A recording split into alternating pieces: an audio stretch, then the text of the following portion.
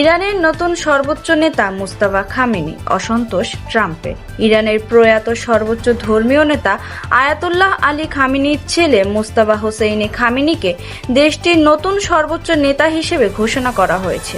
এ সিদ্ধান্তে অসন্তোষ প্রকাশ করেছেন যুক্তরাষ্ট্রের প্রেসিডেন্ট ডোনাল্ড ট্রাম্প। মার্কিন সংবাদ মাধ্যম ফক্স নিউজের উপস্থাপক ব্রায়ান কিলমিট জানিয়েছেন, ট্রাম্প তাকে বলেছেন তিনি এই সিদ্ধান্তে সন্তুষ্ট নন। তবে এ বিষয়ে এখনও প্রকাশ্যে কোনো আনুষ্ঠানিক মন্তব্য করেননি ট্রাম্প। এর আগে তিনি বলেছিলেন, ইরানের নতুন নেতা যদি আগের মতোই কঠোর নীতি অনুসরণ করেন তাহলে পরিস্থিতি আরও খারাপ হতে পারে। এদিকে ইরানের সঙ্গে চলমান যুদ্ধ কখন শেষ করা হবে সে বিষয়ে ইসরায়েলের প্রধানমন্ত্রী বেনিয়ামিন নেতানিয়াহুর সঙ্গে আলোচনা করেই সিদ্ধান্ত নেওয়া হবে বলে জানিয়েছেন ট্রাম্প। 56 বছর বয়সী মুস্তাফা খামেনি কখনো কোনো সরকারি পদে ছিলেন না এবং খুব কমই জনসমক্ষে বক্তব্য দিয়েছেন।